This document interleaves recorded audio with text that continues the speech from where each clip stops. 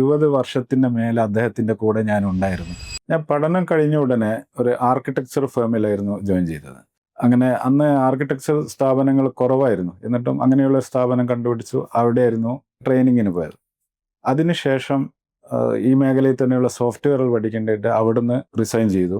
പിന്നെ കുറച്ച് കഴിഞ്ഞപ്പോൾ അദ്രൈമാനാജി എന്ന് പറഞ്ഞ ഒരാളെ കൂടെ ജോയിൻ ചെയ്തു. അദ്ദേഹം അന്ന് റെയിൽവേന്ന് വളണ്ടറി റിട്ടയർമെന്റ് എടുത്തിട്ട് പ്രൈവറ്റ് വർക്ക് ചെയ്തുകൊണ്ടിരിക്കുകയായിരുന്നു. അദ്ദേഹത്തിൻ്റെ കൂടെയുള്ള ഒരു എക്സ്പീരിയൻസ് അതൊരു വലിയ അനുഭവമായിരുന്നു. അന്ന് അദ്ദേഹം കൂടുതലും കോംപ്ലിക്കേറ്റഡ് വർക്കുകളായിരുന്നു ചെയ്തുകൊണ്ടിരുന്നത്. ഈ ഹില്ലായിട്ടുള്ള സ്ഥലങ്ങളിൽ ബിൽഡിംഗ് എടുക്കുക, ഡിപ്പായിട്ടുള്ള സ്ഥലങ്ങളിൽ ബിൽഡിംഗ് എടുക്കുക, അതോടൊപ്പം തന്നെ ഈ സോഫ്റ്റ് ആയിട്ടുള്ള ചതുപ്പ് സ്ഥലങ്ങൾ ബിൽഡിംഗ് എടുക്കുക. അതൊക്കെ ഒരു വലിയ നമുക്ക് ഈ മേഖലയിലുള്ള ഒരു വലിയൊരു അനുഭവമായിട്ടുണ്ടായിരുന്നു. അതുപോലെ തന്നെയാണ് അദ്ദേഹം എൻജിനീയറിംഗ് മേഖലയിൽ മാത്രമല്ല ലൈഫ് ലോങ്ങിൽ ഒരു എത്തിക്സ് കീപ്പ് ചെയ്തൊരു വ്യക്തിയും കൂടിയായിരുന്നു. മതപരമായ ചിട്ടവട്ടങ്ങൾ, അതുപോലെ ഡിസിപ്ലിൻ, പങ്ക്ച്വാലിറ്റി, ഇതൊക്കെ വളരെ സൂക്ഷ്മമായിട്ട് ചെയ്യുന്ന ഒരു വ്യക്തിയായിരുന്നു.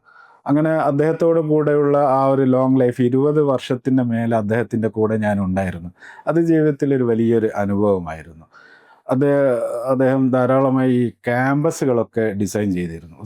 ഇൻസ്റ്റിറ്റ്യൂഷൻ ബിൽഡിങ്ങുകൾ, ക്യാമ്പസ്, ഓരോ പ്രൊജക്റ്റുകൾ, ഓരോ ബിൽഡിങ്ങുകൾ എവിടെ വേണം, എങ്ങനെ വേണം എന്നൊക്കെ ക്യാമ്പസ് അതിൻ്റെ മാസ്റ്റർ പ്ലാനൊക്കെ തയ്യാറാക്കി അങ്ങനെ ചെയ്തു. അതൊക്കെ ഒരു ജീവിതത്തിലൊരു വലിയൊരു അനുഭവമുണ്ടായിരുന്നു.